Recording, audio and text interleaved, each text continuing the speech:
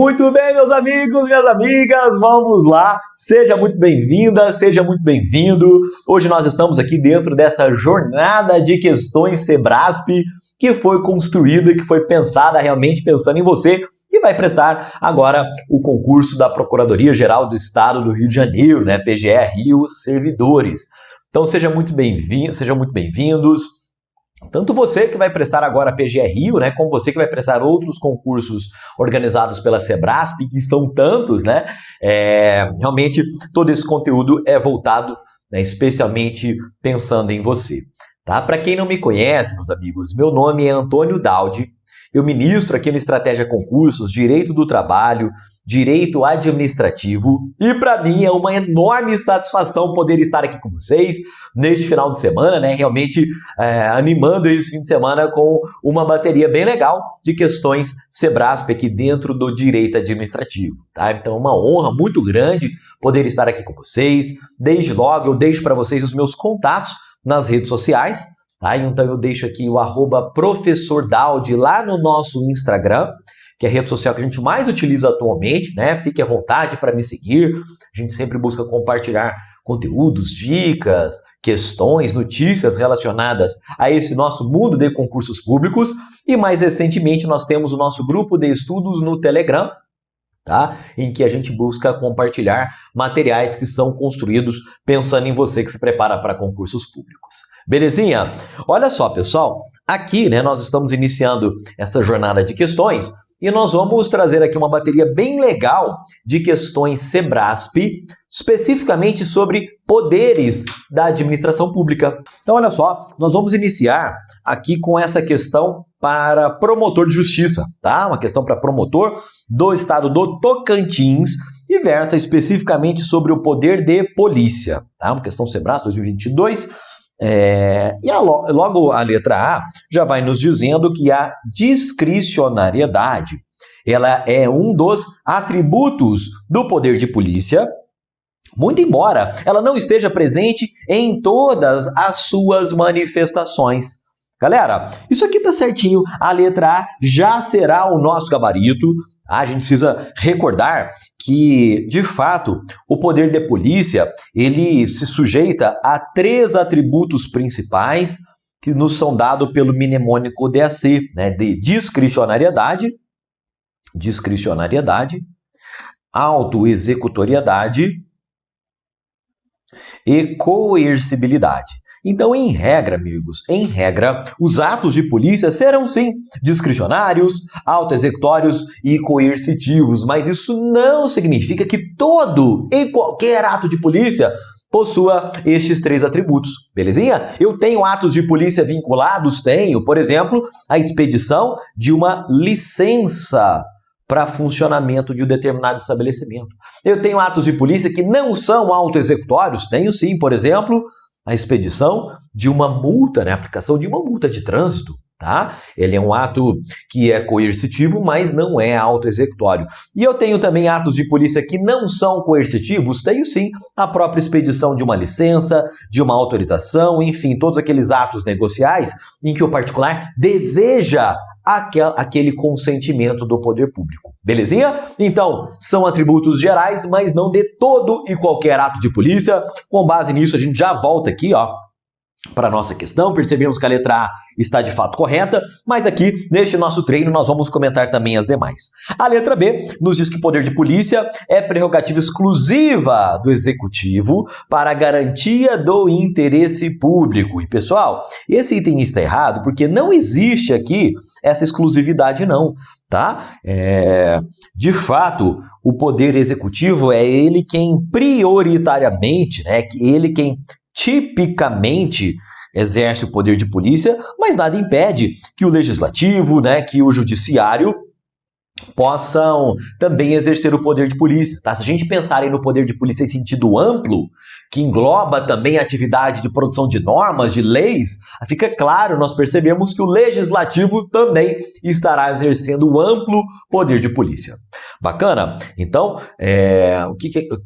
para essa alternativa B, preciso que a gente se lembre, né? Além disso, que eu tenho função administrativa em todos os poderes. A função administrativa ela é típica do executivo, mas atipicamente também está presente nos demais. Belezinha? A letra C, o poder de polícia difere da atividade de investigação criminal, bacana, né? De fato não se confunde, por possuir natureza exclusivamente preventiva. Não, pessoal, de novo, exclusivamente aqui que é o problema, tá? De fato, a polícia administrativa ela tem sim uma pegada mais preventiva, mas ela, em caráter excepcional, tá? Em alguma medida, ela também pratica atos de polícia repressivos, como a própria multa de trânsito que a gente recebe quando for um sinal vermelho. Belezinha? Letra D, a motivação do exercício do poder de polícia por constituir aspecto discricionário não é passível de controle judicial.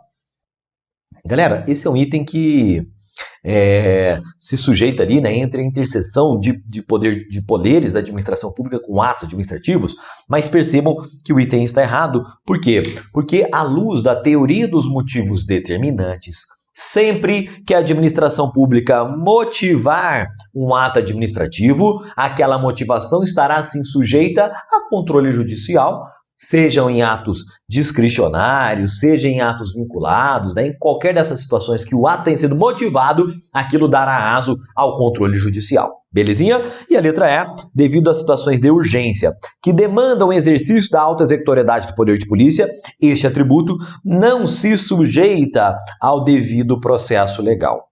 Galera, começou muito bem, tá? Até aqui o item estava certinho. Agora esse finalzinho realmente a banca acabou escorregando. Por quê? Porque existe sim, sujeita-se sim ao devido processo legal. Inclusive, quando a administração pública pratica um ato autoexecutório, é possível que ela conceda, que ela oportunize, por exemplo, o contraditório diferido, o contraditório postergado, que é aquele que fica para um segundo momento. Tá legal? Então é possível sim contraditório diferido, né? Mesmo em situações de urgência, há que serem respeitados os direitos e garantias fundamentais. Então não dá para dizer, né, que é urgente e pronto, acabou. Não há nenhum tipo de garantia ao cidadão. Isso aí está errado. Belezinha? Então não há dúvidas de que de fato o gabarito está realmente na letra A. A gente já segue adiante com mais uma questão da Cefaz do estado do Ceará, que diz para nós que consubstancia-se poder de polícia a retenção temporária de mercadorias em sede de fiscalização fazendária. E amigos, eu vou logo adiantando que este item ele está correto, tá legal? Ele está correto. O poder de polícia ele vai se manifestar em todas aquelas situações em que forem criadas condições, forem criadas restrições, limites aos servidores públicos da Audi, não, limites aos particulares, para que eles possam exercer atividades, para que eles possam exercer determinados direitos que lhes são assegurados pela legislação, ou para que eles possam utilizar bens públicos ou particulares, tanto faz. Tá bem? Então, quando o poder público cria condições, restrições, limites aos particulares para que eles possam exercer atividades, direitos ou utilizarem bens, e tudo isso é feito em prol do quê?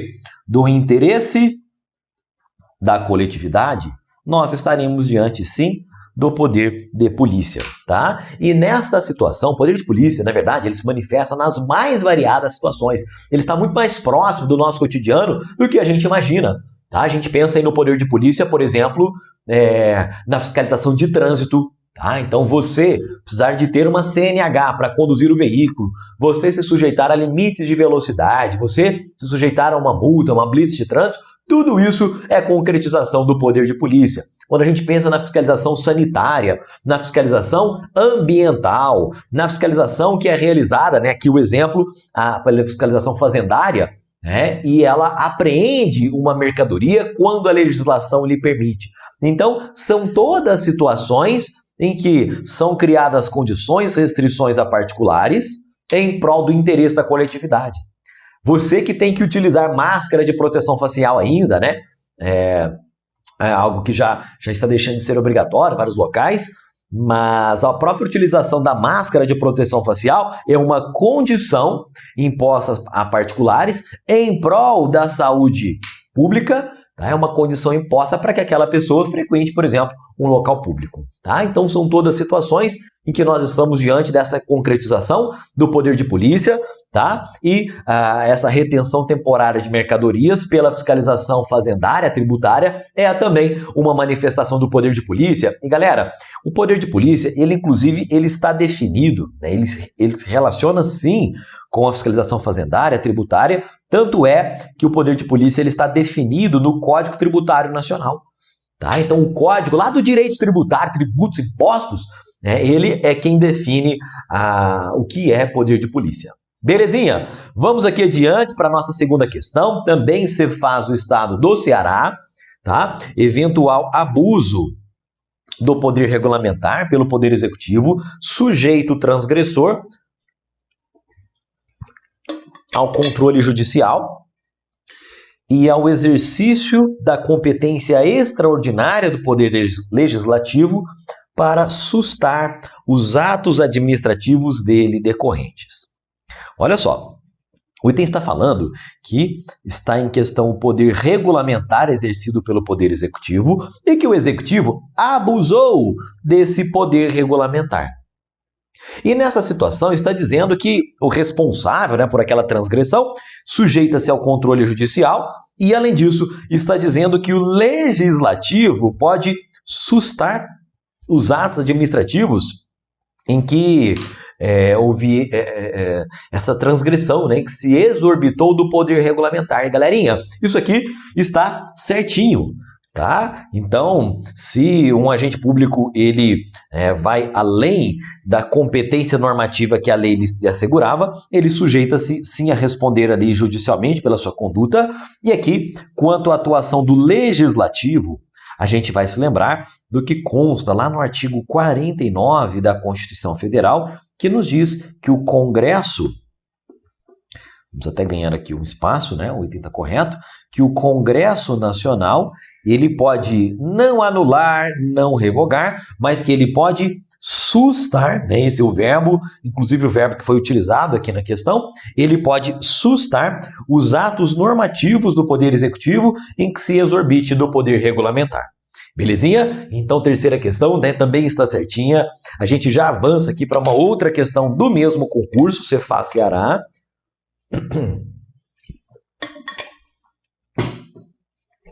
O item nos diz que o poder que a administração possui de intervir na órbita particular, tá? É uma intervenção na órbita particular para resguardar o interesse público, limitando direitos individuais, é denominado poder disciplinar. E aí, galera, me ajudem aí. Esse item ele está errado, tá? Porque, na verdade, ele está confundindo poder disciplinar com poder de polícia, tá? E esse é um tema que o CESP adora cobrar, ele adora causar esse tipo de confusão, né? Nos últimos tempos, nós temos um sem número de questões que tentam causar esse tipo de confusão na mente do candidato. Então, olha só, percebam que quando nós estamos diante da intervenção na órbita particular, nós não estamos nos referindo ao poder disciplinar, tá legal? Ao que permite a intervenção na órbita particular é o poder de polícia, tá? O poder disciplinar, ao contrário, ele permite a aplicação de sanções, tá? A partir do poder disciplinar, as infrações são apuradas. Eu vou instaurar ali um processo administrativo de responsabilização, eu vou instaurar uma sindicância, um PAD, vai haver aquela apuração e ao final daquele processo poderão ser aplicadas sanções, mas o poder disciplinar não é ele que legitima todas as sanções aplicáveis pela administração pública. Ele somente irá fundamentar as sanções aplicadas a servidores públicos, ou a particulares mas desde que estes particulares possuam um vínculo com a administração pública, tá legal? Então, falou que é sanção a servidor público, falou que é sanção a particular, que estreitou os seus laços com a administração pública por meio de um vínculo específico, aí sim, aquela sanção ela irá derivar do poder disciplinar, tá bem? Por quê? Poxa, Daudi, e se for um particular em geral? Se for um particular sem vínculo específico com a administração pública. Nesta hipótese, amigos, aquela sanção ela vai derivar do poder de polícia e não do poder disciplinar. Belezinha? Então percebam aí que o poder disciplinar ele se volta para a ordem interna da administração pública, alcançando tanto servidores como particulares com vínculo, ao passo que o poder de polícia ele se volta para fora. Ele decorre da supremacia geral, né? De sorte que qualquer particular com vínculo, mesmo aqueles que não possuam vínculo, estarão sim sujeitos ao poder de polícia, tá? Eu quero só aproveitar essa questão. Esse é um tema frequente em provas da Sebrasp, para aprofundar aqui um pouquinho quanto a essa situação de particulares com vínculo com a administração. Porque talvez você esteja se perguntando, poxa, Daudi, que história é essa? Como é que é mesmo na prática essa história dos particulares com vínculo? Imagine, amigos, que uma empresa participa de uma licitação, tá? Eu tenho ali uma empresa que participou de uma licitação e então ela atua lá como licitante. Imagina que aqui uma outra empresa, ela foi contratada pelo poder público, né? Ela celebrou um contrato com a administração. Imagina que eu tenho ali um aluno de uma escola pública que está preso à administração por um vínculo de matrícula. Então, são todas situações em que estes particulares, o licitante, a empresa contratada, o aluno da escola, da universidade pública, eles não são mais particulares quaisquer, particulares em geral. Eles são particulares agora com vínculo específico. Então, em função do vínculo decorrente da licitação, do contrato celebrado ou da matrícula lá na escola pública, ele se sujeitará ao poder disciplinar da administração pública. Isso sujeitará, né, por exemplo, a receber uma multa, uma declaração de impedimento, uma declaração de inidoneidade, tá? A sanção, por exemplo, de expulsão lá de uma escola pública, são todas sanções decorrentes do poder disciplinar. Maravilha! Muito bem, galera! Esta aqui, salvo engano, é a nossa quarta questão, né? A gente segue adiante com um tema bem importante em prova Sebrasp, que é o abuso de poder, tá bem? O abuso de poder, amigos, vocês sabem, né? Ele é um grande gênero que ele possui basicamente duas espécies. E essa questão, ela vai abordar justamente essa diferenciação entre abuso e as demais espécies. Diz lá o item que o abuso de poder, gênero, pode ser caracterizado ainda que o agente público atue dentro dos limites de sua competência. Olha só que legal.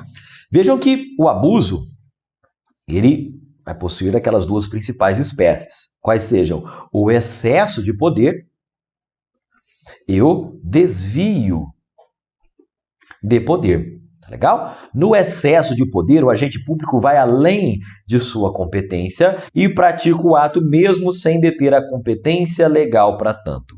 Já no desvio de poder, o agente público ele se distancia do interesse público e ele pratica o ato visando o seu interesse particular. Tá legal? Então nós teremos aqui o vício de competência, tá? Que é o excesso de poder, e o vício de finalidade, que é o desvio de poder. E percebam que o item está dizendo que é possível ter abuso de poder mesmo sem ter excesso de poder, mesmo sem ter ali um vício quanto à competência, tá? E é possível, né, caso nós estejamos falando do desvio de poder. Então esse item, amigos, ele está certinho, tá? E a partir dele eu quero relembrar aqui com vocês alguns outros conceitos que gravitam em torno do abuso de poder. Então olha só, pessoal, o abuso de poder, esse gênero nós já vimos, ele engloba essas principais espécies, tá? O desvio de poder, que é o vício no elemento finalidade do ato administrativo, e o excesso de poder, que é um vício no elemento competência do ato administrativo, tá? Então imagina só que você é servidor de um determinado órgão público, lá de uma procuradoria, tá? E você está lotado, né? Vamos imaginar que você trabalha lá no Rio de Janeiro, capital, tá bem? Então você trabalha lá no Rio de Janeiro, capital, né? E o seu chefe removeu você da capital para Niterói. Mas essa remoção, amigos, ela não teve como finalidade o interesse público. A finalidade não foi adequar ali, né, a carga de trabalho com o quadro, a lotação de servidores. Tá? Na verdade, o seu chefe removeu você só para te sacanear, porque ele queria te colocar trabalhando longe da sua casa, longe da sua família, né? Ele queria te perseguir, porque há um tempo atrás você negou um pedido dele. Então, se ele pratica este ato buscando satisfazer um interesse próprio, um capricho pessoal, uma perseguição dele próprio, tá? Ele está praticando aquele ato não para o interesse público, mas para o interesse particular. Abuso de poder da modalidade desvio. Belezinha? Nós temos também um abuso de poder dentro da modalidade excesso de poder, que é quando o interesse público foi alcançado, tá? Mas quem praticou o ato, ele não tinha competência, a lei não dava competência para o camarada praticar aquele ato, ele foi lá, né, e ainda assim pratica o ato, abusou do poder na modalidade excesso. Percebam que nós poderemos ter abuso de poder tanto doloso como culposo. E nós poderemos ter abuso de poder gênero, sendo decorrente de uma ação estatal ou de uma omissão de um agente público. Então, se pintar na sua prova, né, naquela questão Sebrasp, a afirmação dizendo que é possível a caracterização do abuso de poder mediante dolo ou culpa, mediante condutas omissivas ou condutas comissivas, você vai marcar isso aí como correto. Belezinha? Muito bem, a gente segue adiante aqui, questãozinha PRF 2021.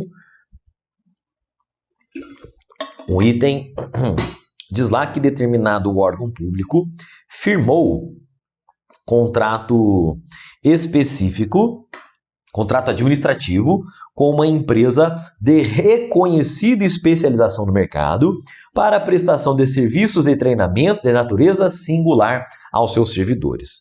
Tá? Aqui só por curiosidade, não é o tema nosso aqui, mas nós estamos diante de uma contratação por inexigibilidade de licitação, tá? Já que é uma empresa com notória especialização, né? É um serviço técnico especializado aqui, então pode-se contratar sem uma licitação. Mas o item continua dizendo que durante a execução do contrato, a empresa descumpriu uma das cláusulas contratuais. A administração, então, aplicou multa por inexecução parcial do acordado. Tá? Então, o que foi aplicado aqui foi uma multa. Insatisfeita, a empresa impetrou mandado de segurança no Poder Judiciário em face do ato administrativo que aplicara a penalidade sem prévia oitiva.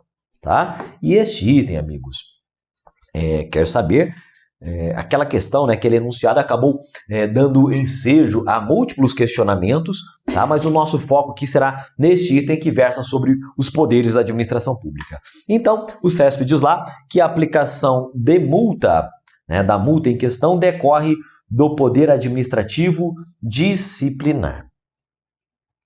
Ou seja, a multa aplicada a uma empresa, a multa foi aplicada a uma empresa contratada pela administração pública. E olha só que curioso, pessoal, é que essa questão ela foi inicialmente dada como correta, tá? Porque de fato a empresa contratada ela se sujeita à disciplina interna da administração, então aquela multa decorreu sim do poder disciplinar. Agora, curiosamente, o CESP acabou anulando essa questão, tá? No gabarito definitivo.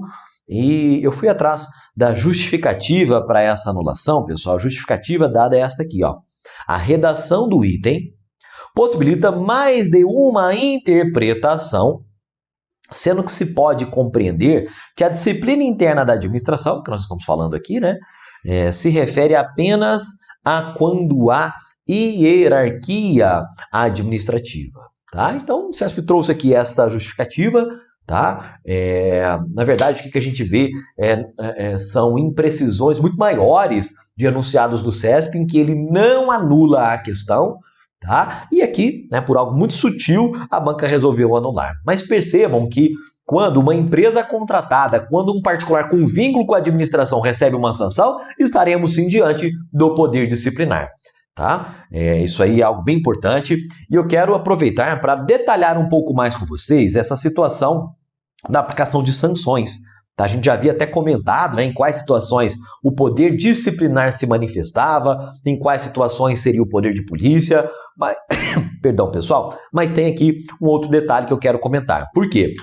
Porque olha só, o poder disciplinar, percebam que ele alcança tanto servidores públicos como particulares com vínculo. Então é possível a gente perceber que o poder disciplinar ele também alcança entes fora da administração pública. Diferentemente, amigos, do poder hierárquico. O poder hierárquico, ele vai alcançar, ele produz efeitos exclusivamente dentro, internos à administração pública. Então é por esse motivo que a aplicação de sanção a um servidor público, né, nela também se faz presente o poder hierárquico em segundo lugar, indiretamente. Então olha só, quando a administração aplica uma sanção a servidor público, o principal poder manifestado naquele ato é o poder disciplinar. Este é o poder diretamente manifestado, é o poder imediatamente manifestado na aplicação dessa sanção. Agora, como as sanções a servidores públicos, em geral, elas são aplicadas por um chefe, por uma autoridade de escalão superior, tá? Ou é o seu chefe, ou é o chefe do chefe, o chefe do chefe do chefe, né? E por aí vai. Então percebam que na aplicação de sanções a servidores públicos, indiretamente, em caráter mediato, também, né, é utilizado, realmente concretizado ali também o poder hierárquico, algo que não existe aqui para as sanções aplicadas a particulares com vínculo e muito menos para as sanções decorrentes do poder de polícia. Belezinha? Questão muito similar, tá? É esta aqui que nós comentaremos agora, é aquele estilo do CESP de trazer ali uma situação hipotética e sair realizando uma série de questionamentos sobre aquela situação hipotética.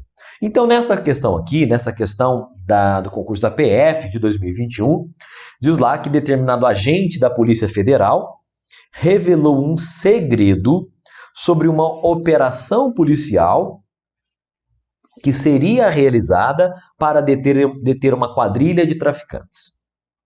Ele havia se apropriado desse segredo em razão do seu cargo. Tendo a operação fracassado, a administração da polícia recebeu uma denúncia sobre o ocorrido e abriu processo administrativo disciplinar contra o servidor. Então, camarada, ele violou o dever de sigilo, né, que ele deveria ter e agora ele está respondendo a um PAD, a um processo administrativo disciplinar. Nessa situação, meus amigos, a banca quer saber qual é o poder que se manifesta na abertura do PAD. Então diz lá o item que o processo aberto contra o servidor caracteriza poder de polícia administrativo. Nós acabamos de ver que, na verdade, isso aqui está errado, porque não tem nada de poder de polícia aqui, não. É um servidor público e a abertura de processos contra o servidor público para avaliar infrações praticadas e a consequente aplicação de sanções derivará do poder disciplinar aqui diretamente. Belezinha? Não é poder disciplinar, não é poder de polícia, tá? Aqui algo similar a esse assunto, né? Concurso da Apex 2021, diz lá que a ouvidoria de um órgão recebeu várias reclamações de inconsistências na apreciação de determinado tipo de processo. Para análise, a chefia da unidade em que teriam ocorrido as falhas avocou todos os processos que tratavam do assunto. Além disso, em um dos casos, julgou e deu provimento a um recurso administrativo interposto por um particular contra a decisão de um subordinado seu. Na situação hipotética, a chefia da unidade atuou com base no exercício de qual poder? Tá? Olha só, pessoal, o que fez a chefia? Para ficar bem claro aqui, a chefia da unidade, ela avocou os processos. Tá? Então, ela chamou para si aqueles processos. Ela julgou, né, examinou ali um recurso, tá, contra a decisão de um subordinado seu. Então, percebam que em todas essas situações, tá, a avocação,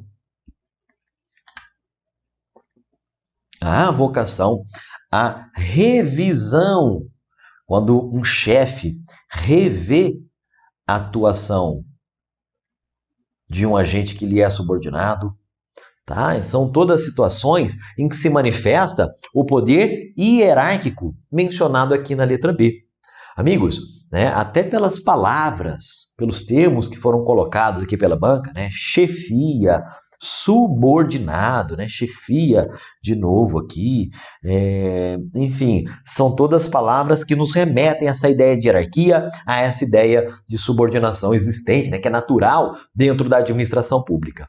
Então, o que se manifesta realmente aqui é o poder hierárquico, e eu quero aproveitar aqui para a gente fazer uma pequena revisão sobre o poder hierárquico, tá? O poder hierárquico, amigos, ele estará muito presente no seu dia a dia de futuro servidor público. É isso mesmo, você está aqui, né, na pegada para o seu concurso público, você vai lá, presta o concurso, manda bem na prova, né, o seu nome sai no Diário Oficial, né, que maravilha, é nomeado, toma posse, entra em exercício.